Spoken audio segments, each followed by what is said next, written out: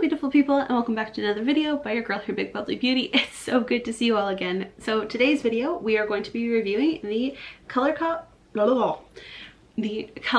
Baby Got Peach palette.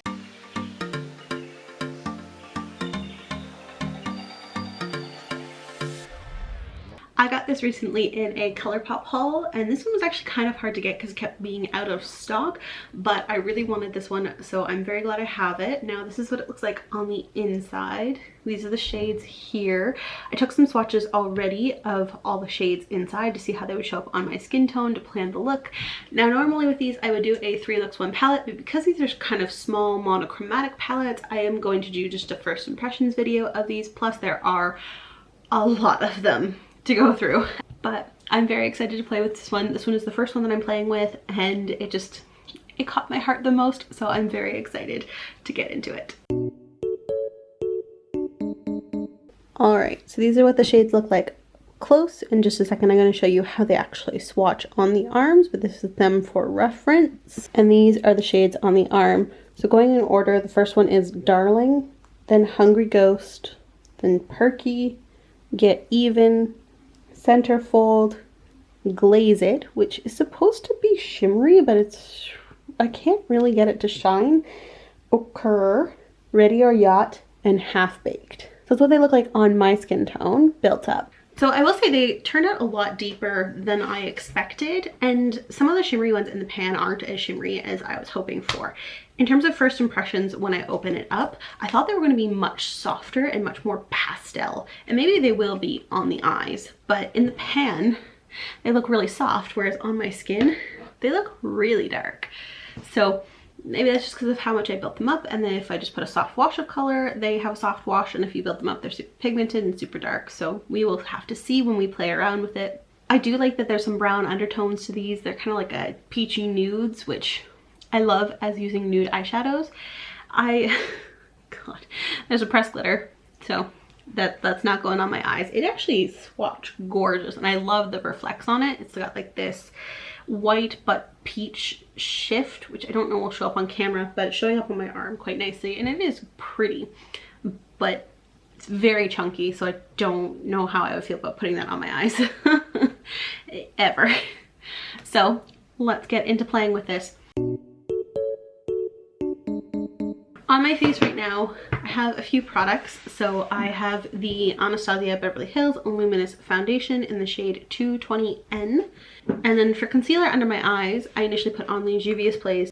I don't know what shade this is. It just says 21 concealer. And then on blemishes on my face, I put on the NYX HD Studio Photogenic concealer in the shade 2. And so for the eyes as well on the top, I wanted a bit of a brighter base to make the pastels pop, so I put on the Juvia's Place concealer on the top of my eyelids as well. For blush, I initially put on the Natasha Denona Diamond and Blush and Highlighter Kit. Put this on as my blush and highlighter, the cream blush and the diamond highlight, but it really didn't show up very nicely. So I then layered the Burt's Bees Bare Peach blush because we're going for kind of a peach look. And then on my lips, I put on the Colourpop Luxe Velvet in Puddin'. It is such a nice kind of burnt orangey peach shade. It's kind of neutral, and I really like it. And then of course, as my setting spray, I did the Becca Skin Love Glow Shield Prime and Set Mist. For my brows, I was trying out a new product called the BFF Full Coverage Brow Mascara. It does not have a shade on it, but it's kind of like a brown. So let's get into it. We'll start off with the shade Darling and blend that into the crease, and then we'll deepen the crease up with Perky afterwards. So actually we're just gonna put this down as a whole wash over the entire lid just to set the lid. Oh wow, I like the amount of pigment that this has. It's got quite a nice wash of color.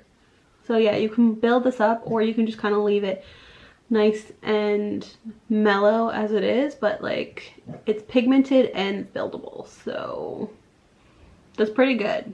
There we go. That base is done. Time to do the other eye. And there we are. Our base is down. That blended really nicely, and it's pretty pigmented but also really movable. So far, so good. I like how it's working, and the first shade, I mean, it's a pretty basic shade though, so we'll see how it goes as we continue. I have high hopes for Colourpop, let's just say that. Now we're gonna go into Perky and deepen up the crease. We'll start on the outer edge and then blend inward. Oh, okay, so it's not so much deepening up the crease as it is warming up the crease, but that's not terrible either. I would say the one swipe through is probably all I need for that shade. There's very little kick up in the pan as well. There's so far no fallout. If you hear the occasional boof or like very faint bark, that's because that's my dog in the background. He is very sensitive to sounds, and it sounds like there's someone outside just doing some like yard work, getting rid of garbage or something. He is a little on edge.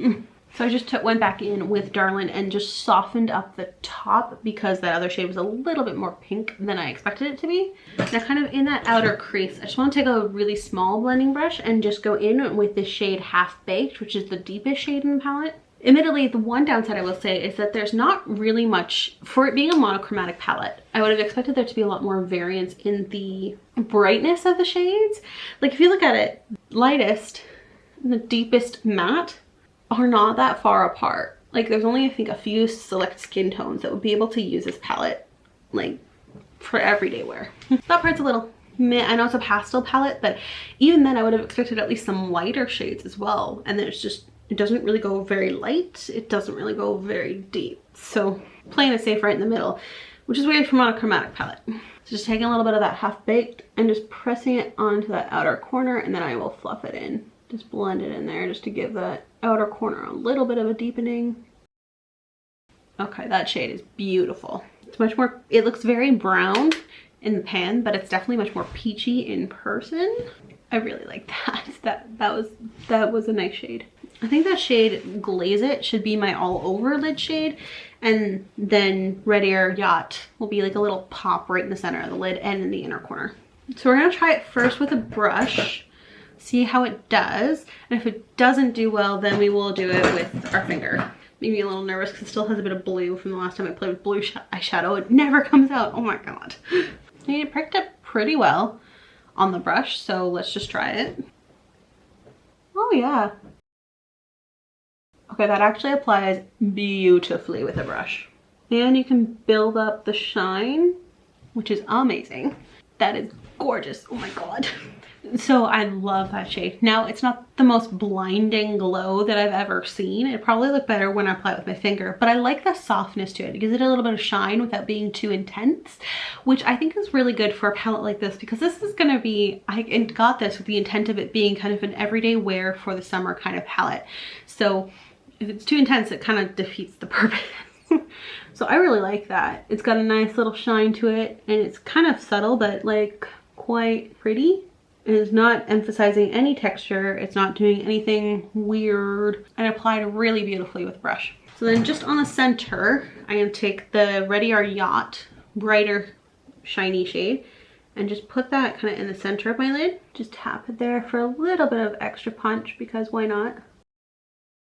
It's hard to tell on camera, but in person, especially with these studio lights, that Red Air Yacht shade is like quite a bit more blinding, and so it's adding a nice little punch just to the center of the lid without being overpowering. And I'm actually gonna apply this to my inner corner as well.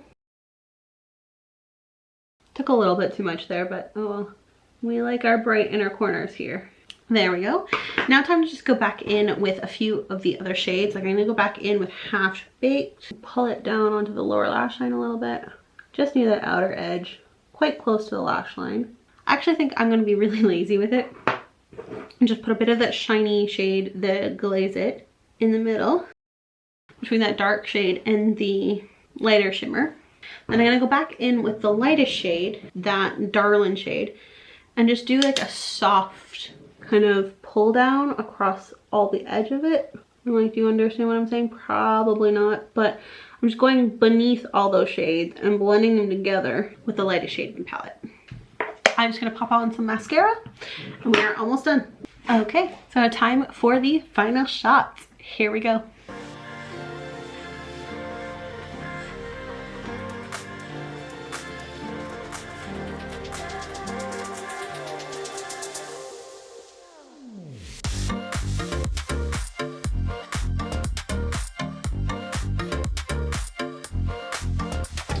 So the mascara I used was the Butter London Stroke of Wow, which has a double-sided tip, like a short tip and then a long tip, and I actually kind of like it. So overall, I think I like a lot how this look turned out. I'm just gonna take another closer look at it myself. Oh yeah, that is a very nice neutral look, and it goes with the rest of the makeup that I chose. Very peachy, very neutral, very summery, which is why I chose it. So I really like how this looks, but let's see how it wears throughout the day, and then we will come back with our final thoughts at the end of the day. I'll see you then.